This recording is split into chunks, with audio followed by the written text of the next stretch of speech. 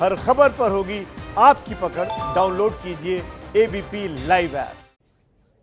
और इस वक्त एक और बड़ी खबर आपको बता दें, सुशांत के पोस्टमार्टम की जांच करने वाली एम्स टीम के मुखिया डॉक्टर सुधीर गुप्ता ने बड़ा बयान दिया है। डॉक्टर सुधीर गुप्ता ने कहा है कि सुशांत की मौत का राज जल्द सामने आने वाला है। यह पता चलने वाला है कि सुशांत ने खुदकुशी की या उनकी हत्या की गई। सुधीर गुप्ता के मुताबिक उनके कहने पर ही आज मुंबई में एम्स के डॉक्टरों ने सामने सीन ऑफ क्राइम को मेडिकल हेल्थ इन्वेस्टिगेशन के लिहाज से रिक्रिएट किया गया। और डॉक्टर सुधीर गुप्ता ने एबीपी न्यूज से बातचीत की है। इंद्रजीत राय हमारे संवाददाता ने उनसे बातचीत की है। क्या कुछ बातचीत हुई है, आपको वो भी सुनवाते हैं। जी इंद्रजीत, आपकी बातचीत हुई है डॉक्टर सुधीर गुप्ता से, क्या उन्होंने कहा है और ये जो राज जल्द खुलने की बात है, क्या कुछ कहा उन्होंने पूरी बात? देखिए, सुधीर गुप्ता ने 2-3 चीजें बड़ी साफ की हैं। उन्होंने कहा है कि उन्होंने एम्स के 4 डॉक्टरों की टीम को मुंबई भेजा है। 2 दिन से वो वहां की जो लोकल फॉरेंसिक टीम थी उसके साथ टच में थे। उनका कहना था कि अब जो रिक्रिएशन हमें चाहिए वो मेडिकल डेथ इन्वेस्टिगेशन के लिहाज से चाहिए। इससे पहले जो सीन ऑफ क्राइम का रिक्रिएशन हुआ था वो जांचकर्ताओं के हिसाब से हुआ था, लेकिन सुधीर गुप्ता के हिसाब से मेडिकल डेथ इन्वेस्टिगेशन के हिसाब से सीन ऑफ क्राइम का रिक्रिएशन किया जाना चाहिए। सीबीआई की टीम से उनकी बात हो चुकी थी। आज सुबह एम्स की फॉरेंसिक टीम मुंबई पहुंची है और लोकल फॉरेंसिक टीम और सीबीआई की टीम के साथ वो सुशांत के घर पे है। तो बड़ी बात यह है कि इस समय जो रिक्रिएशन चल रहा है वो मेडिकल डेथ इन्वेस्टिगेशन के लिहाज से रिक्रिएशन चल रहा है, जो सुधीर गुप्ता के निर्देश के बाद शुरू हुआ है और उनके हिसाब से रिक्रिएशन को वहां पर किया जा रहा है। मुझे एक बात बताइए, अब जो आज वहां पर टीम पहुंची है और जिस तरह से जांच की है, क्या उससे ये साफ हो पाएगा कि सुशांत ने आत्महत्या की थी या उनकी हत्या हुई थी? देखिए, ये जो मेडिकल डेथ इन्वेस्टिगेशन होता है उसका प्राइमरी फोकस यही होता है। इस तरह की इन्वेस्टिगेशन में सबसे पहला जो स्टेप होता है वो ये तय करना होता है, डॉक्टर्स की टीम और फॉरेंसिक टीम का ये कंबाइंड एक टास्क होता है कि ये आखिर जो मौत हुई है, जो अननेचुरल मौत हुई है, ये हत्या है या फिर सुसाइड है। ज्यादा तथ्य किस चीज के सामने आते हैं तो निश्चित तौर पे ये कहा जा सकता है कि आने वाले कुछ दिनों में जब ये टीम एम्स वापस लौटेगी और मेडिकल बोर्ड के साथ बैठेगी, सारे अपने साथ निष्कर्ष लेके जाएगी, रिपोर्ट बनेगी, तो जल्द इस बात का खुलासा होगा कि ये मर्डर की तरफ जा रहा है या फिर आत्महत्या है। जी मुझे एक बात और बताइए इंद्रजीत, जब टीम वहां पर पहुंची तो क्या कुछ ऐसी चीजें रही होंगी जिनको बहुत ध्यान दिया गया होगा, क्योंकि ये जो खुलासा अगर होना है, ये जो जानकारी निकल कर आनी है पूरी जांच के बाद, ये बहुत महत्वपूर्ण हो जाती है इस केस के लिए। जी देखिए, जो मेडिकल डेथ इन्वेस्टिगेशन होता है उसका एक प्रोटोकॉल होता है। जैसे जो सीन ऑफ क्राइम की तस्वीरें मिली होंगी मुंबई पुलिस के जरिए सीबीआई को और सीबीआई के जरिए एम्स के डॉक्टरों को, उन तस्वीरों के आधार पे ये देखा जाएगा वहां पर कि बॉडी किस पोजीशन में वहां पे रखी गई थी, काटने के बाद कितनी गिरी होगी, अगर गिरी हुई होगी तो जो बॉडी के अंदर के टिश्यूज हैं वहां पे कहाँ किस तरह के बदलाव आए होंगे, क्या वो बदलाव पोस्टमार्टम की रिपोर्ट में दिख रहे हैं या नहीं दिख रहे हैं, उसका फेस किस तरफ था, उसकी पीठ किस तरफ थी, लटकाने के काटने के बाद पॉसिबिलिटी क्या है कि बॉडी किस तरफ गिरी होगी।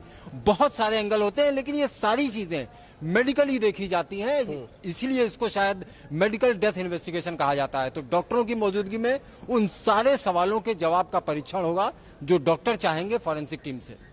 जी इंद्रजीत, बहुत धन्यवाद आपका इस पूरी जानकारी के लिए। इंद्रजीत राय हमारे साथ जुड़े हुए हैं, पूरी जानकारी दे रहे थे कि मेडिकल डेथ इन्वेस्टिगेशन के जरिए पूरी छानबीन करके ये बताया जाएगा कि सुशांत ने आत्महत्या की थी या उनकी हत्या हुई थी। और ऐसा दावा जो टीम वहां पर जांच करने के लिए फॉरेंसिक टीम पहुंची उसके हेड डॉक्टर सुधीर गुप्ता की तरफ से किया गया है। और देखिए, इस मामले से जुड़ी हुई एक और बड़ी हलचल जो इस वक्त चल रही है किला कोर्ट में, जहां पर रिया चक्रवर्ती के भाई शौविक चक्रवर्ती, सुशांत के house manager Samuel Miranda, Kaizan Zaid जो कहा जा रहा है कथित ड्रग पेडलर्स है, उनको पेश किया गया है और एनसीबी ने उनकी 6 दिन के रिमांड मांगी है। और हमारे साथ जितेंद्र दीक्षित भी जुड़ गए हैं। जितेंद्र, कुछ जानकारी मिल पा रही है, क्या कुछ हो रहा है कोर्ट रूम में? देखिए, मैं फिलहाल नारकोटिक्स कंट्रोल ब्यूरो के दफ्तर में हूं बेलाड स्टेट में, और यहां पर एक अहम शख्स मौजूद है इस वक्त एनसीबी अधिकारियों के साथ में। उसका नाम है दीपेश सावंत। दीपेश सावंत सुशांत सिंह राजपूत के घर में बतौर नौकर काम करते थे और बीती रात को ही नारकोटिक्स कंट्रोल ब्यूरो के अधिकारी उन्हें यहां पर लेकर आए हैं। और जो जानकारी हमें मिली है कि दीपेश को इस मामले में आरोपी नहीं बनाया जा रहा है, बल्कि उन्हें एक गवाह के तौर पर नारकोटिक्स कंट्रोल ब्यूरो देख रही है। और इस आशय का एक बयान भी आज सुबह सुबह एनसीबी की तरफ से आया था। तो शौविक और सैमुअल मिरांडा जो इस मामले में अब तक गिरफ्तार किए गए हैं, उनके खिलाफ दीपेश सावंत को बतौर गवाह पेश किया जाएगा। और इस सिलसिले में और जो जानकारी मिल रही है कि जैसे जैसे जांच आगे बढ़ेगी तो हो सकता है कि रिया को भी समन किया जाए और उनको भी पूछताछ के लिए बुलाया जा सकता है। फिलहाल सारा खेल जो है इस वक्त किला कोर्ट में, जो कि यहाँ से करीब 3 किलोमीटर के फासले पर है, वहां चल रहा है। अदालती कार्रवाई वहां चल रही है। लेकिन यहाँ पर इस वक्त जो इस मामले में बाकी के गिरफ्तार जो शौविक और सैमुअल मिरांडा के पहले जो लोग गिरफ्तार किए गए थे, वो यहाँ पर मौजूद हैं और उनसे इस दफ्तर में पूछताछ चल रही है। आदर्श जी, आप नजर बनाकर रखिए। जितेंद्र, मैं आऊंगा आपके पास। मृत्युंजय सिंह भी जुड़े हुए हमारे साथ। मृत्युंजय, क्या मिल रही है अंदर से जानकारी?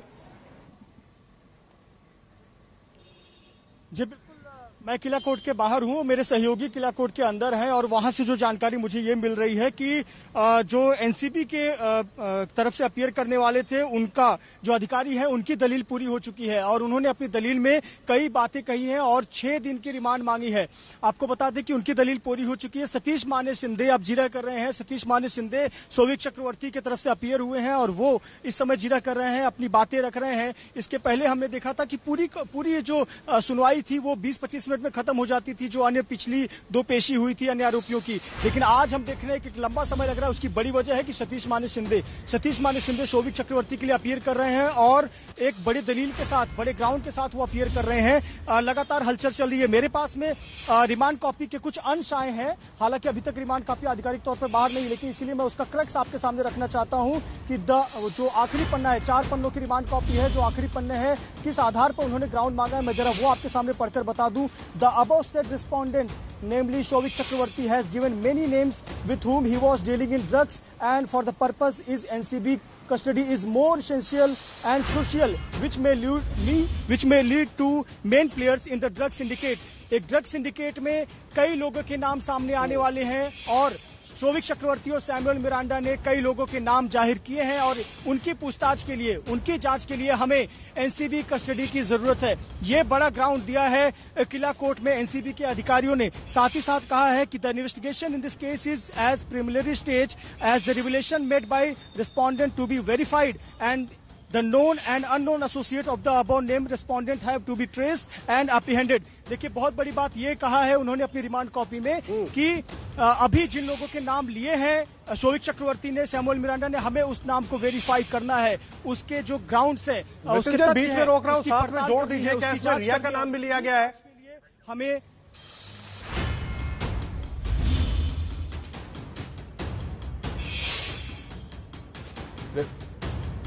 क्या मृत्युंजय से जानकारी लेने की कोशिश करेंगे? मृत्युंजय लगातार हमें जानकारी दे रहे हैं और आरोपियों को पकड़ने के लिए रिमांड जरूरी है, ये दलील दी गई है एनसीबी की तरफ से। रिया का भाई है शौविक चक्रवर्ती और एनसीबी ने दावा किया है कि शौविक चक्रवर्ती और सैमुअल मिरांडा दोनों ने अपनी बातचीत में कई और नाम लिए, लेकिन कौन कौन से नाम है अभी उनका खुलासा करना ठीक नहीं होगा, ऐसा एनसीबी की तरफ से कहा गया है। मृत्युंजय लगातार जानकारी दे रहे थे। मृत्युंजय, क्या रिया का नाम भी है इसमें, कहीं ऐसा कुछ जिक्र किया गया है क्या? जी बिल्कुल नहीं। जो 4 पन्नों की रिमांड कॉपी है उसमें किसी अन्य का व्यक्ति का जिक्र नहीं किया गया है। हाँ, उन लोगों के नाम का जिक्र किया गया है जो इस केस में पहले गिरफ्तार हो चुके हैं। मसलन गिरफ्तारी जो अब्बास की हुई थी, कर्ण अरोरा की हुई थी, उनके नाम का जिक्र है और ये मेंशन किया गया है कि किस प्रकार से सुशांत सिंह राजपूत केस प्रकरण की जांच करते हुए हमारे पास में ये नाम आए और इनके पास ये चीजें बरामद हुई है। ये जिक्र किया गया है कि कुछ अन्य नाम है जिसे हमें तथ्यों को वेरीफाई करना है और चूंकि अभी इन्वेस्टिगेशन बहुत प्राइमरी स्टेज पर है, ऐसे पर नाम जाहिर नहीं किया जा सकता और इन्हीं नाम को वेरीफाई करने के लिए, इन्हीं तथ्यों की पड़ताल के लिए, सबूतों को पुख्ता करने के लिए हमें कस्टडी की जरूरत है। तो इसलिए एनसीबी ने कस्टडी मांगी है। लेकिन आपको बता दें कि इस बार एक बहस में, जिरह में एक टक्कर मिल रही है। ये टक्कर मिल रही है सतीश माने शिंदे से। ये टक्कर मिल रही है सतीश माने शिंदे जो कि शौविक चक्रवर्ती से अपीयर करने, शौविक चक्रवर्ती की तरफ से अपीयर करने वाले वकील हैं। वो जिरह कर रहे हैं, वो ग्राउंड्स दे रहे हैं कि किस आधार पर यह गिरफ्तारी हुई है और वो बता रहे हैं कि यह गिरफ्तारी किस प्रकार से गलत है। वो बता रहे हैं कि किस प्रकार से जो एनडीपीएस के सेक्शन लगाए गए हैं वो किस प्रकार से गलत है। मुख्य उनकी जो अपील है कि सर्च वारंट जो उनके घर पर, याद होगा आपको, कल सुबह सुबह एनसीबी की टीम शोभिक चक्रवर्ती के घर पर पहुंची थी, सैमुअल मिरांडा के घर पर पहुंची थी। कहीं ना कहीं सतीश माने शिंदे की दलील है कि आखिरकार जब सर्च किया गया तो आखिरकार उसमें क्या मिला है, क्या चैट के आधार पर गिरफ्तारी की गई है। ऐसे तमाम जिरा जो है वो सतीश माने शिंदे कर रहे हैं।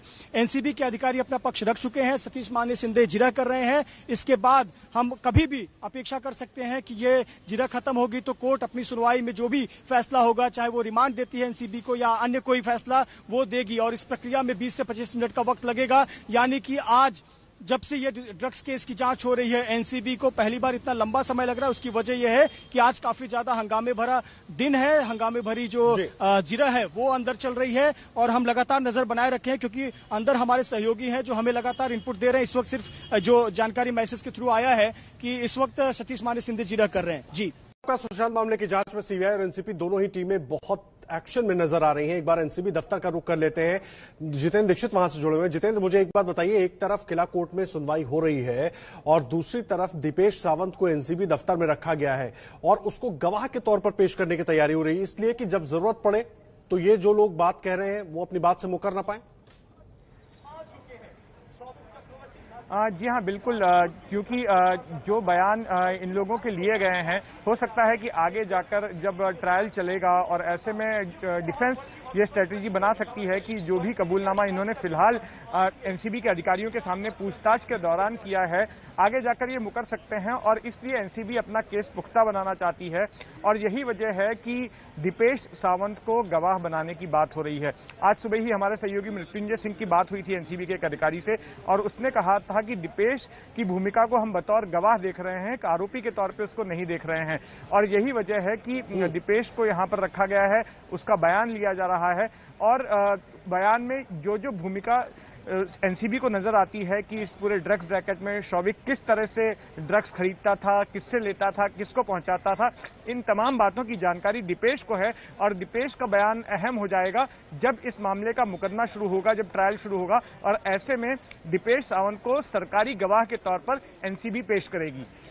जी, अहम जानकारी आप दे रहे हैं। आप रहे हमारे साथ जितेंद्र। लगातार देखिए इस पूरे मामले में अपडेट है और आज का जो दिन है ना इस पूरी जांच में, सुशांत मामले की जांच में, वो बड़ा अहम है। एक तरफ उनके घर पर सीबीआई की टीम पहुंचती है, दूसरी तरफ शौविक चक्रवर्ती यानी कि रिया चक्रवर्ती के भाई को कल रात गिरफ्तार कर लिया जाता है और इस वक्त उसकी पेशी हो रही है किला कोर्ट में, एनडीपीएस कोर्ट में। और क्या कुछ कोर्ट का रुख होता है, पूरी अपडेट आपको एबीपी न्यूज पर लगातार देते रहेंगे। सुशांत मामले की जांच में एक तरफ सीबीआई और एनसीबी एक्शन में नजर आ रही है और उधर महाराष्ट्र के गृह मंत्री अनिल देशमुख ने ड्रग्स के मामले पर चुप्पी साध ली है। जब उनसे ड्रग्स पर सवाल पूछा गया तो वो चुप हो गए। हालांकि सुशांत केस में सीबीआई जांच पर उन्होंने कहा कि मुंबई पुलिस पूरा सहयोग करेगी, लेकिन ड्रग्स के मामले में चुप्पी साध ली। देखिए, अभी जो सीबीआई की इंक्वायरी जो हो रही है उसमें मुंबई पुलिस का पूरा सहयोग है, पूरा कोऑपरेशन मुंबई पुलिस का उनके जांच में है, उनके इन्वेस्टिगेशन में है। सर, अब तक क्या ड्रग्स के बारे में मुंबई पुलिस को पता नहीं था क्या सर? अब तक ड्रग्स के बारे में इतना बड़ा स्कैंडल आ रहा है, क्या मुंबई पुलिस को पता था?